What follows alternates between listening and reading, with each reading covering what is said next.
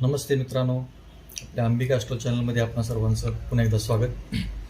आज मी आपणाला 12 राशीतील मकर राशीबद्दल माहिती देणार आहे. ज्योतिषशास्त्रामध्ये मकर राशीचं स्थान हे दशम स्थान आहे. निसर्ग कुंडलीमध्ये 10 नंबरची राशी म्हणून या राशीची ओळख आहे.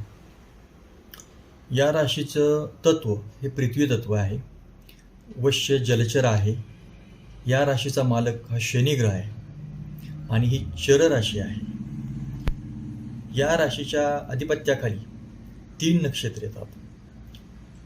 उत्तराषाढा नक्षत्राचे 3 चरण, शेवटचे 3 चरण, श्रवण नक्षत्र संपूर्ण म्हणजे त्याचे 4 चरण आणि धनिष्ठा नक्षत्राचे पहिले 2 चरण.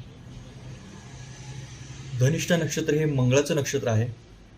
श्रवण नक्षत्र हे चंद्राचं नक्षत्र आहे आणि उत्तराषाढ नक्षत्र हे रवीचं नक्षत्र आहे. अशा प्रकारे रवी, चंद्र आणि मंगळ या 3 ग्रहांच्या अधिपत्याखाली जे नक्षत्र आहेत त्या नक्षत्राचे मालिक त्या नक्षत्राची मालकी काही राशीकडे येते.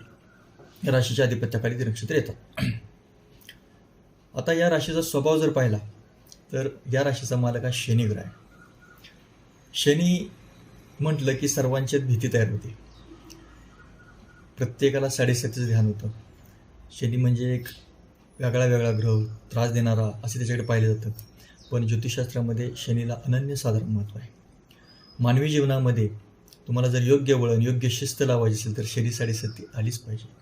या काळामध्ये जवळचं कोण, लांबचं कोण या गोष्टी चांगल्या पद्धतीने शिकवल्या जातात. याबद्दल आपण नंतरच्या माझ्या पुढील भागामध्ये शनी 7.5 मी व्हिडिओ तयार करणार आहे. त्यामध्ये आपल्याला सविस्तर माहिती मिळणार आहे. तर या शनीची ही रास आहे. त्याचप्रमाणे हा स्वभाव या राशीचा आढळतो. जिद्दी, चिकाटी, कष्टाळू, कर्मवादी रास म्हणून ओळखली जाते. त्यागी, परोपकारी, दुसऱ्यावरती जास्त विश्वास ठेवणार नाही. स्वतः पूर्ण त्याचं चिकित्सा करून, निरीक्षण करूनच कोणतीही गोष्ट तडीसणार. कामात सातत्य असते या लोकांच्या प्रत्येक गोष्टीत आणि ते पूर्ण काम तडीस नेलं जातं. शांत स्वभाव असतो, संयम असतो, सहनशील असतो, सर्व बाबीचा सारासार विचार करणारी रास असा या राशीचा स्वभाव आहे. आता या राशीचा अंमल हा शारीरिक बाबतीमध्ये कुठे आढळतो तर शरीरातील सर्व प्रकारची हाडाचा जो भाग आहे तो शनीच्या अंमलाखाली येतो. या हाडावरती या राशीचा अंमल येतो शारीरिक बाबतीमध्ये. आणि मकर राशीचं दशम स्थान असल्यामुळं निसर्गकुंडलीमध्ये गुडघ्याचं स्थान विशेषतः या राशीच्या अंमलाखाली येत असतं. तर मग आजाराच्या बाबतीमध्ये जेवढे हाडांचे आजार मानवाला आहेत त्या हाडांच्या आजारावरती या राशीचा अंमल येतो. त्वचेचे विकार आणि गुडघ्यांचे विकार या आजारावरती या राशीचा विशेष करून अंमल आहे. तसेच दीर्घकालीन जुनाट आजार जे असतात काही त्या आजारावरती सुद्धा या राशीचा अंमल आढळतो. अशी ही एक आगळी वेगळी रास म्हणून या ज्योतिषशास्त्राची ओळख. आता या राशीचा अंमल कोणत्या व्यवसायावरती येतो. या राशीच्या अंमलाखाली शनी संदर्भात जे व्यवसाय आहेत ते सर्व या राशीच्या अंमलाखाली येतात. चामड्याच्या वस्तू, बूट, चप्पल, पॉकेट, सर्व प्रकार मी चामड्या संदर्भात ज्या वस्तू त्या संदर्भातले सर्व व्यवसाय. नंतर शनी हा थंड प्रकृतीचा ग्रह असल्यामुळे बर्फ, शीतपेय, शीतग्रह त्या संदर्भातले सर्व व्यवसाय.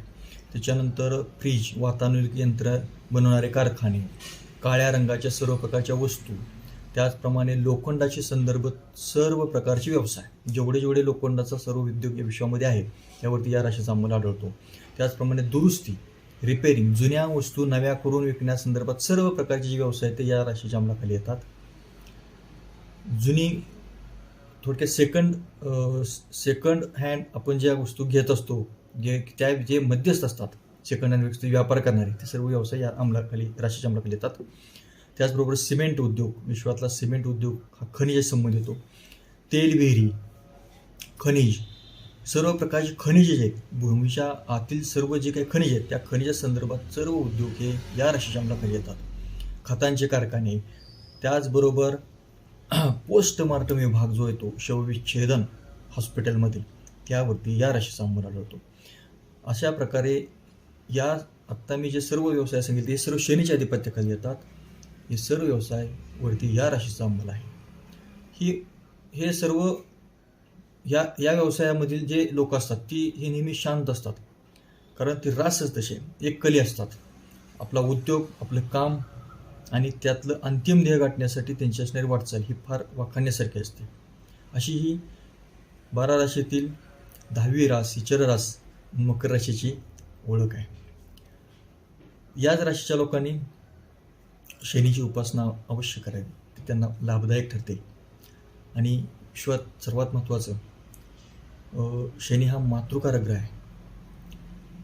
त्यामुळं आईचं स्थान हे आईच्या स्थानाचा संदर्भातला विचार करताना या राशीचा विचार केला जातो. वडिलांच्या स्थानाचा विचार करताना सुद्धा विचार केला जातो दशम स्थानामुळे, आणि त्यांची दृष्टी ही चतुर्थानावर येते दशमाची. त्यामुळे शनी हा मातृकारक असल्यामुळं दृष्टी आणि आईचं स्थान, त्यामुळे शनीची सेवा म्हणजे आईची सेवा, असं माझं वैयक्तिक मत आहे. शनीची उपासना तर अवश्य करावी, परंतु ज्या वेळेला एक छोटा तोडगा सांगतो. ज्यांना साडेसाती आहे, ज्यांना खरोखरच शनीचा त्रास होतोय असं जाणवतं, त्यांनी आईची सेवा भरपूर करावी, आईचा आशीर्वाद घ्यावेत. ज्याला आईचा आशीर्वाद आहे, त्याला शनी साडेसातीचा त्रास होत नाही, हे लक्षात ठेवा. त्यावेळेस साडेसातीमध्ये शनी उपासनेऐवजी मातृसेवा भरपूर करा, आईची सेवा करा. शनी सदैव प्रसन्न राहतो, हा शनीचा मूळ गुणधर्म आहे. आणि नंतर तुम्ही शनीची उपासना करा, शनी स्तोत्र म्हणा, मारुतीची सेवा करा, हा दुसरा टप्पा आहे. पण प्रथम आपल्या आईची सेवा करा. शनी साडेसाती, मी बऱ्याच लोकांना हा सल्ला दिला की अरे बाबा, तू ज्यावेळेला साडेसाती त्यावेळेला पहिल्यांदा तू आईची सेवा कर, आईला काहीही कमी पडून देऊ नकोस. जेवढं तुला शक्य आहे तुझ्या नशिबानं तेवढं आईची सेवा कर. तुम्हाला आयुष्यामध्ये कोणतीही गोष्ट कमी पडणार नाही, हा शनीचा मूळ धर्म आहे. आजची माहिती आज आपणास पुरेशी आहे असं मी समजतो या राशीची. पुढील भागामध्ये मी आपणास कुंभ राशीची माहिती देणार आहे. ती शनीच रास आहे, पण थोडासा वेगळेपणा असणार आहे. उद्याच्या भागामध्ये आपण ती निश्चित पाहाल अशी मी अपेक्षा करतो, आणि आजची माहितीसुद्धा आपणास आवडेल अशी मी अपेक्षा करतो. नमस्ते, धन्यवाद.